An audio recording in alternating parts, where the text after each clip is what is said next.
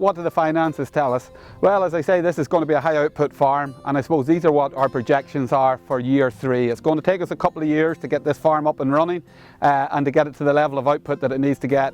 For example, certainly our progeny from our suckler herd this year, we won't be really generating any significant levels of cash until we sell the first run of bulls and indeed the first run of heifers. So as I say, it's a high output farm. We're looking at a gross output of nearly €3,000 per hectare, or in total 210,000 euros. We do get to keep any production related payments on the farm, so the Grogan family get to keep the BPS, but we keep the ANCs, the BDGPs and the YO payments. Comes to 137, 140 euros per hectare. Our variable costs, because we're highly stocked, are going to be high.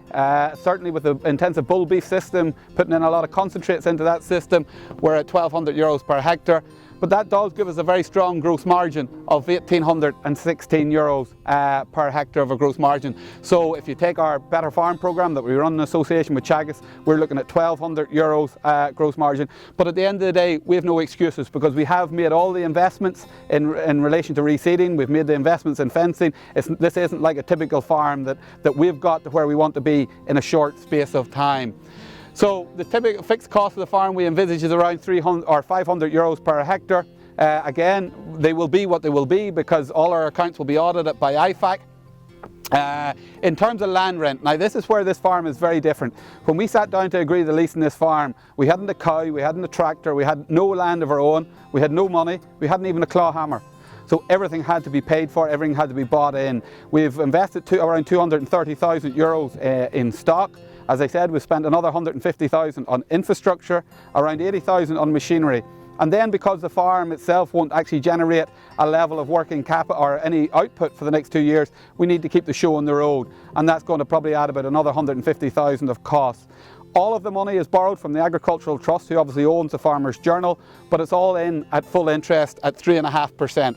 So we have an interest charge of 300 euros per hectare, we have a full land rent charge of 346, and we have a labour charge of 616 euros per hectare. That basically works out at a full-time labour unit plus around 5,000 to 6,000 euros for casual labour.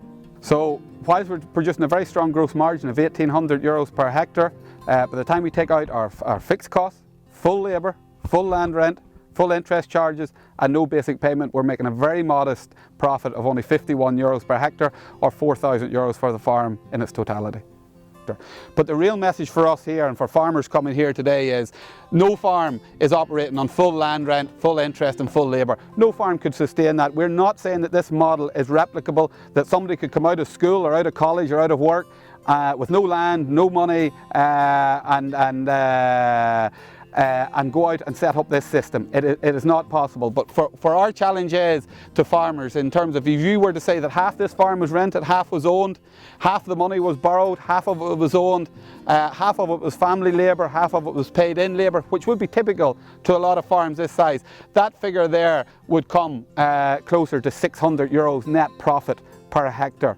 When you add on a typical basic payment, which we don't get, of around 400 euros per hectare, I suppose what we're saying here today is that through a well-funded common agricultural policy, through a good strong beef price, we've factored in a beef price of €4.20 a kilo, and through good technical efficiency, that actually suckling beef production and sheep production can leave a viable return per hectare for farmers on fragmented land and where maybe dairying isn't an option. We're not standing here today telling farmers that they're making much more money out of beef or suckling than they would dairying.